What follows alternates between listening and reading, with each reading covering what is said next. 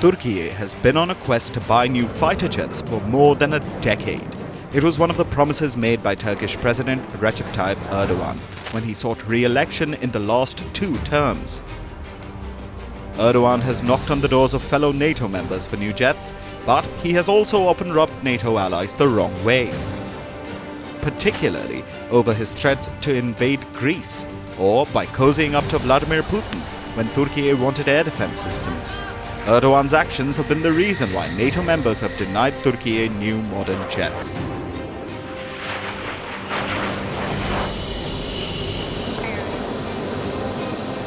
Germany was quick to shut the door on the sale of Eurofighter Typhoons. The United States delayed the sale of F-16 jets for nearly half a decade. But now, the wind is shifting. Erdogan is willing to toe NATO's line. He says he's open to their demands. This switch is because of one country, Syria. Turkey is one of the most important players in West Asia. Ankara played a major role in supporting the Hayat Tahrir al-Sham, or HTS rebels. Erdogan first supported the rebels in 2011, when the Arab Spring protests reached Syria's doors. Bashar Al-Assad was almost ousted. He was saved only after Vladimir Putin intervened. During that anti-government movement, Erdogan showed his support for HTS. HTS was set up in 2011 and was a direct affiliate of the terror group Al-Qaeda. ISIS was also involved in the formation of HTS. By 2016, HTS broke ranks with Al-Qaeda and began working in Syria with support from Turkey. Eventually, Ankara provided HTS with weapons like small and light-medium machine guns, ammunition, surveillance and suicide drones, and even armored fighting vehicles. But through the years, HTS was kept at bay in Syria by the Iran-backed Hezbollah. However, the war between Israel and Hezbollah weakened the proxy group, giving HTS a clear chance to change power dynamics in Syria. The rebel group started the offensive in the north, from the cities of Idlib and Aleppo, and reached the capital Damascus within a week. Bashar al-Assad was dethroned and forced to take asylum in Russia. The regime change in Syria became a major win for Erdogan. He now has more say in the region after supporting HTS for over a decade. Idlib, Hama, Homs, and now the target is Damascus. The advance of the opposition is continuing, and we monitor it through our intelligence and media.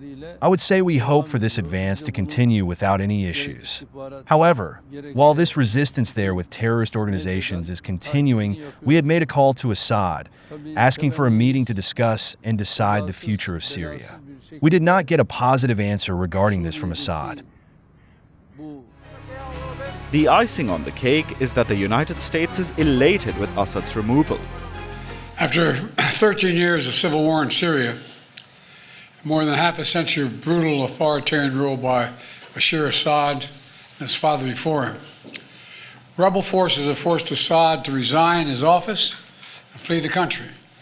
We're not sure where he is, but there's word that he's in Moscow.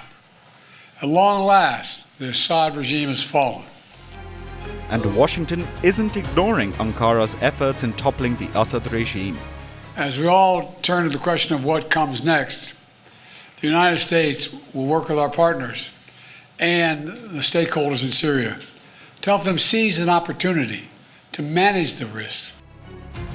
The best way that the US wants to reward Erdogan is by opening the door for a weapons deal. Only this time, the prize is much bigger. Because the US is no longer offering the F-16, but its most modern aircraft, the F-35 stealth fighter.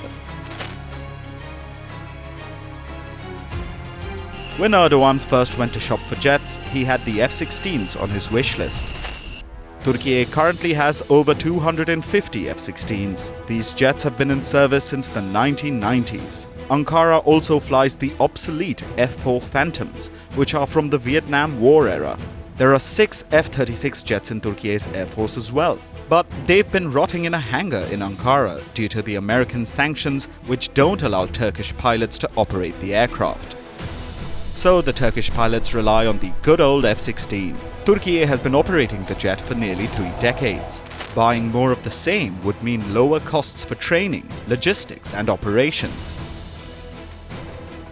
But after Erdogan went ahead and bought Russia's most advanced air defense system, the S-400 in 2017, he upset other NATO members, particularly the United States. Washington sanctioned Ankara and denied the sale of any more weapons to Erdogan, including the F-16. Since then, the Turkish leader has tried acquiring fighter jets from other countries.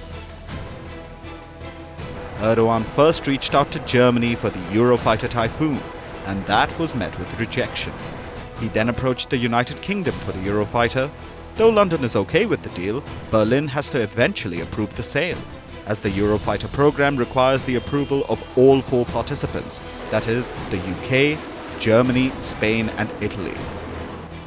Over the last 5 years, Turkey tried developing its own stealth fighter, the Khan. The aircraft is in trials, but it's far from an accomplished aircraft. It also uses the American F-110 General Electric engine, which means that Washington can cut the supply of the engine and Turkey's Khan would be grounded forever. Ultimately, Erdogan is left with no choice but to return to the United States. The gamble in Syria has worked for Turkey because Washington is now offering Ankara F-35 stealth jets. Turkey's defense minister has announced that the United States has opened the door to allow Ankara back into the F-35 program. Several reports in American media have confirmed the Turkish minister's remarks. We're pursuing both the reinstatement of our production share and have expressed our intention to acquire 40 F-35s. In our recent discussions with the Americans regarding the S-400, they made various demands, all of which we rejected.